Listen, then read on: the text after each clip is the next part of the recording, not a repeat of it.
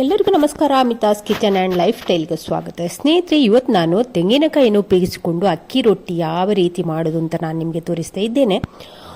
ಅಕ್ಕಿ ರೊಟ್ಟಿ ಮಾಡದವರಿಗೆ ಕೂಡ, ಬಾರದವರಿಗೆ ಕೂಡ ಇದನ್ನು ಸುಲಭವಾಗಿ, ಹೊಸಬರಿಗೂ ಕೂಡ ಈ ಅಕ್ಕಿ ರೊಟ್ಟಿಯನ್ನು ಸುಲಭವಾಗಿ ಮಾಡುವ ಒಂದು ವಿಧಾನವನ್ನು ನಾನು ಅಪ್ಲೋಡ್ ಮಾಡಿದ್ದೇನೆ.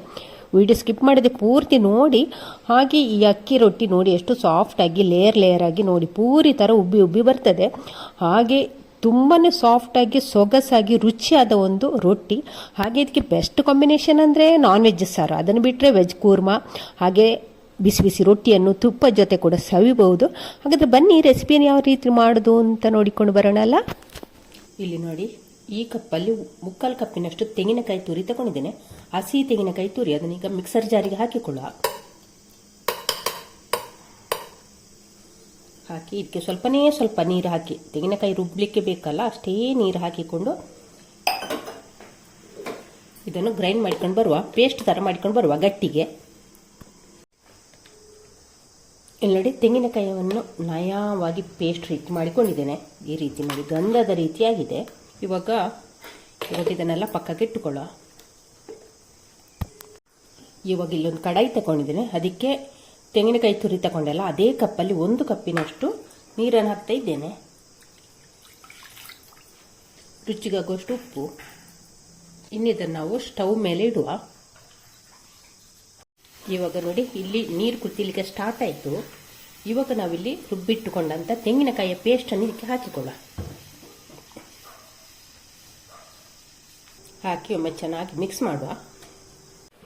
ಇಲ್ಲಿ ನಾನು ಪಟ್ಟಾಭಿಯವರದ್ದು ಅಕ್ಕಿ ಹಿಟ್ಟು ತಗೊಳ್ಳೋದು ನೋಡಿ. ಪಟಾಬಿ ಒಳ್ಳೇದಾಗ್ತದೆ. ಇದರಲ್ಲಿ ಕೂಡ ಅಕ್ಕಿ ರೊಟ್ಟಿ. ನಮಗೆ ಪತ್ರ ಪೌಡ್ರೇ ಬೇಕು ಅಂತೇನಿಲ್ಲ, ಈ ಅಕ್ಕಿ ಹಿಟ್ಟಲ್ಲಿ ಕೂಡ ರೊಟ್ಟಿಯನ್ನು ಮಾಡಿಕೊಳ್ಬೋದು. ಇವಾಗ ನೋಡಿ, ತೆಂಗಿನಕಾಯಿ ತಗೊಂಡ ಕಪ್ಪಲ್ಲಿ 1 ಕಪ್ಪಿನಷ್ಟು ಅಕ್ಕಿ ಹಿಟ್ಟು ತಗೊಂಡಿದ್ದೇನೆ. ನಯಾ ಪೌಡ್ರು ನೋಡಿ. ಎಲ್ಲವನ್ನು ಕೂಡ ಒಂದೇ ಅಳತೆಯಲ್ಲಿ ತಗೊಳ್ಳಿ. ನೋಡಿ, ಇಲ್ಲಿ ತೆಂಗಿನಕಾಯಿ ಕೂಡ ಚೆನ್ನಾಗಿ ಕುದಿತಾ ಉಂಟು. ಈಗ ಈ ಅಕ್ಕಿ ಹಿಟ್ಟನ್ನು ಹಾಕುವ. ಹಾಕಿ ಒಮ್ಮೆ ಚೆನ್ನಾಗಿ ಮಿಕ್ಸ್ ಮಾಡುವ. ಉರಿಯನ್ನು ಕಡಿಮೆಗೆ ಇಟ್ಟುಕೊಂಡ್ರೆ ಆಯಿತು.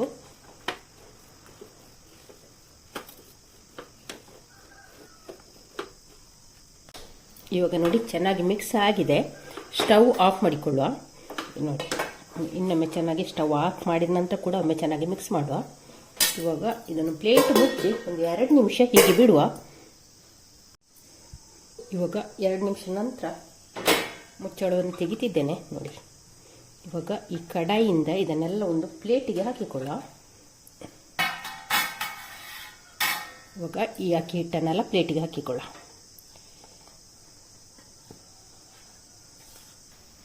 ಇವಾಗ ಒಂದು ಸ್ವಲ್ಪ ತಣ್ಣಗಾಗಲಿಕ್ಕೆ ಬಿಡುವ. ಇದನ್ನು ತುಂಬ ಬಿಸಿ ಬಿಸಿ ಉಂಟಿದ್ದು, ಒಂದು ಸ್ವಲ್ಪ ತಣ್ಣಗಾಗಲಿ.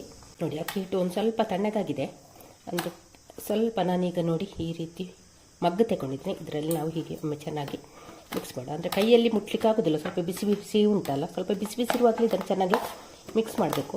ಇದೊಂದು ಸ್ವಲ್ಪ ಬಿಸಿ ಇರುವಾಗಲೇ ಈ ಥರದ ಬೌಲ ಏನಾದರೂ ತಗೊಂಡು ಹೀಗೆ ಚೆನ್ನಾಗಿ ಮಿಕ್ಸ್ ಮಾಡಿದರೆ ಆಯಿತು. ಇವಾಗ ನೋಡಿ, ಹಿಟ್ಟು ಒಂದು ಸ್ವಲ್ಪ ತಣ್ಣಗಾಗಿದೆ. ಈಗ ಕೈಯಿಂದೊಮ್ಮೆ ಚೆನ್ನಾಗಿ ನಾದಿಕೊಳ್ಬೇಕು. ಬೇಕಾದರೆ ನೀವು ಚಂಡಿ ಕೈ ಮಾಡಿಕೊಳ್ಬೋದು, ಒದ್ದೆ ಕೈ ಮಾಡ್ಬೋದು. ಒಂದು ಸ್ವಲ್ಪ ಕೈಗೆ ನೋಡಿ ತಣ್ಣೀರು ಹಾಕಿಕೊಂಡು ಒಮ್ಮೆ ಚೆನ್ನಾಗಿ ಕಲಸಿಕೊಂಡ್ರೆ ಆಯಿತು. ಚೆನ್ನಾಗಿ ಕಲಸ್ಕೊಳ್ಬೇಕು. ಇದನ್ನು ಒಂದು 5 ನಿಮಿಷ ಆದರೂ ಚೆನ್ನಾಗಿ ಕಲಸಿಕೊಳ್ಬೇಕು. ಸಾಫ್ಟ್ ಆಗಬೇಕು ಇದು ಹಿಟ್ಟು ಕಲಸಿ. ಇವಾಗ ಇಲ್ಲಿ ಇನ್ನೊಂದು ವಿಧಾನದಲ್ಲಿ ಯಾವ ರೀತಿ ರೊಟ್ಟಿ ಮಾಡೋದು ತಟ್ಟುದು ಅಂತ ತೋರಿಸ್ತಾ ಇದ್ದೇನೆ. ಇಲ್ಲೊಂದು ಪ್ಲಾಸ್ಟಿಕ್ ತಗೊಂಡಿದ್ದೇನೆ. ಚೆನ್ನಾಗಿ ಕಲಸಿದ್ರೆ ಮಾತ್ರ ರೊಟ್ಟಿ ಕೂಡ ಚೆನ್ನಾಗಿ ಬರ್ತದೆ. ಅದಕ್ಕನ್ನು ಹಿಟ್ಟನ್ನೊಮ್ಮೆ ಚೆನ್ನಾಗಿ ಕಲಸಿಕೊಳ್ಳ.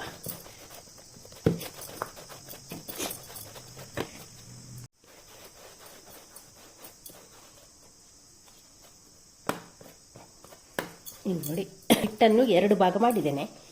ಮಾಡಿ ಒಂದು ಭಾಗವನ್ನು ಚೆನ್ನಾಗಿ ಕಲಸಿಕೊಳ್ಳ.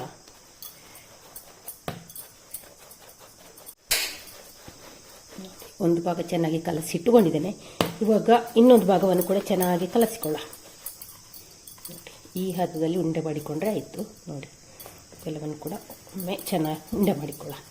ಇವಾಗ ಇಲ್ಲಿ ನೋಡಿ, ಉಂಡೆಯಾಗಿ ಮಾಡಿದೆ. ಒಂದು 6 ಉಂಡೆಯನ್ನಾಗಿ ಮಾಡಿಕೊಂಡಿದ್ದೇನೆ. ಇವಾಗ ಇದನ್ನೆಲ್ಲ ಈ ಕಡಾಯಿಗೆ ಹಾಕಿಕೊಳ್ಳ. ಹಾಕಿ ಮುಚ್ಚಳ ಮುಚ್ಚಿಕೊಳ್ಳುವ. ಇವಾಗ ಇದನ್ನು ನಾವು ಇವಾಗಿಲ್ಲಿ ಅಕ್ಕಿ ಹಿಟ್ಟು ಕೂಡ ತಗೊಂಡಿದ್ದೇನೆ, ಹಾಗೆ ಮಾಡಿಟ್ಟ ಒಂದು ಉಂಡೆಯನ್ನು ಕೂಡ ತಗೊಂಡಿದ್ದೇನೆ. ಚೆನ್ನಾಗಿ ಫಸ್ಟಿಗೆ ನಾದಿಕೊಂಡು ಹಿಟ್ಟನ್ನು ಒಂದು ಸ್ವಲ್ಪ ಅಗಲ ಮಾಡಿಕೊಂಡ್ರೆ ಆಯಿತು.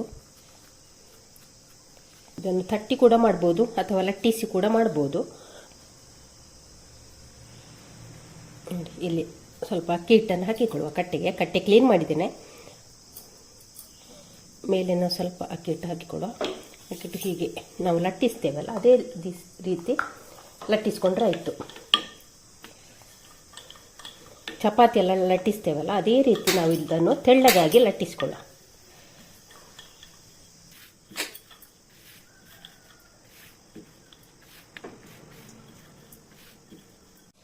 ಇವಾಗ ನೋಡಿ ರೊಟ್ಟಿಯನ್ನು ಈ ರೀತಿ ಲಟ್ಟಿಸ್ಕೊಂಡಾಯಿತು. ಸ್ವಲ್ಪ ಎಡ್ಜಸ್ ಎಲ್ಲ ನೋಡಿ ಬಿಟ್ಟಿದೆ ಅಲ್ಲ, ಇದನ್ನೆಲ್ಲ ಒಂದು ಸ್ವಲ್ಪ ಸೇರಿಸ್ಕೊಳ್ಳ, ನೀಟ್ ಮಾಡಿಕೊಳ್ಳ. ಶೇಪಲ್ಲಿ ಬೇಕು ಅಂತಿದ್ರೆ ಒಂದು ಈ ಥರದೊಂದು ಮುಚ್ಚಳ ತಗೊಂಡು ಇದನ್ನು ಕಟ್ ಮಾಡಿಕೊಳ್ಳ. ಶೇಪ್ ಮಾಡಿಕೊಳ್ಳಿಕ್ಕೆ ನೋಡಿ, ಸೈಡಿಂದೆಲ್ಲ ಹೀಗೆ ತೆಗೆದ್ರೆ ನೀಟಾಗಿ ತೆಗೆದ್ರೆ ಆಯಿತು.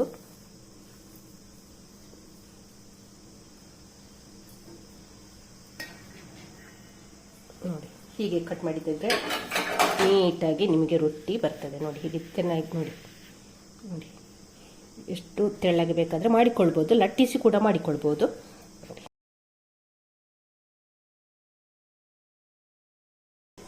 ಹಾಗೆ ಒಂದು ಉಂಡೆಯನ್ನು ಕೂಡ ತಗೊಂಡಿದ್ದೇನೆ. ತಗೊಂಡು ಒಮ್ಮೆ ಚೆನ್ನಾಗಿ ಕಲಸಿಕೊಳ್ಳುವ. ಒಂದು ಸ್ವಲ್ಪ ಹಿಟ್ಟನ್ನು ಸ್ನೇಹಿತರೆ ನೋಡಿ ಚೆನ್ನಾಗಿ ಬಂದಿದೆ. ವಿಡಿಯೋ ಸ್ಕಿಪ್ ಮಾಡದೆ ಪೂರ್ತಿ ನೋಡಿದಿರಲ್ಲ, ಹಾಗಾದ್ರೆ ಒಂದು ಲೈಕ್ ಮಾಡಿ, ಹಾಗೆ ನಿಮ್ಮ ಫ್ಯಾಮಿಲಿ ಫ್ರೆಂಡ್ಸ್ಗಳಿಗೆಲ್ಲ ಶೇರ್ ಮಾಡಿ. ಟೇಕ್ ಕೇರ್, ಬಾಯ್ ಬಾಯ್. ಹಾಗೆ ಹೀಗೆ ಮಾಡಿದ ನಂತರ ಇದನ್ನು ಉಲ್ಟ ಮಾಡಿ ಹಾಕಬೇಕು. ಹಾಕಿದ ನಂತರ ಕೈಯಲ್ಲಿ ಇದನ್ನೊಮ್ಮೆ ಹೀಗೆ ಒತ್ತಿಕೊಂಡ್ರೆ ಆಯಿತು.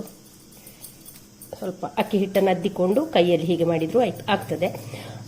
ಲಟ್ಟಿಸಿಕೊಂಡು ಕೂಡ ಮಾಡ್ಬೋದು. ನಿಮಗೆ ಯಾವ ರೀತಿ ಸುಲಭ ಆಗ್ತದೆ ಆ ರೀತಿ ಮಾಡಿದರೆ ಆಯಿತು.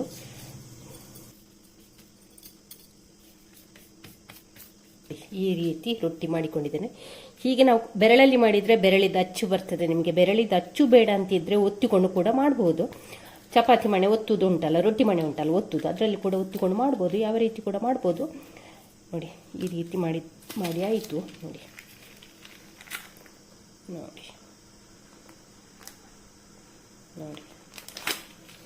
ಇನ್ನು ಇದನ್ನು ನಾವು ನೋಡಿ ತವವನ್ನು ಕಾಯಲಿಕ್ಕೆ ಇಟ್ಟಿದ್ದೇನೆ. ಇವಾಗ ನಾವು ತಟ್ಟಿದಂಥ ಭಾಗ, ಈ ಭಾಗವನ್ನು ನಾವು ಕಾವಲಿಗೆ ಹಾಕಿಕೊಳ್ಬೇಕು. ನೋಡಿ ಈಗ ರೊಟ್ಟಿಯನ್ನು ತೆಕ್ಕೊಳ್ಳ. ಇವಾಗ ತಟ್ಟಿದಂಥ ಭಾಗವನ್ನು, ಕೆಳಗಿನ ಭಾಗವನ್ನು ಕಾವಲಿಗೆ ಹಾಕಿಕೊಳ್ಳ. ಇಲ್ಲಿ ಫ್ಲೇಮ್ ಜಾಸ್ತಿಯಲ್ಲಿ ಇಟ್ಟಿದ್ದೇನೆ. ಇವಾಗ ನೋಡಿ ಒಂದು ಸೈಡು ಬೆಂದಿದೆ. ಇವಾಗ ಇದನ್ನು ನಾವು ಉಲ್ಟ ಮಾಡಿ ಹಾಕಿಕೊಳ್ಳ.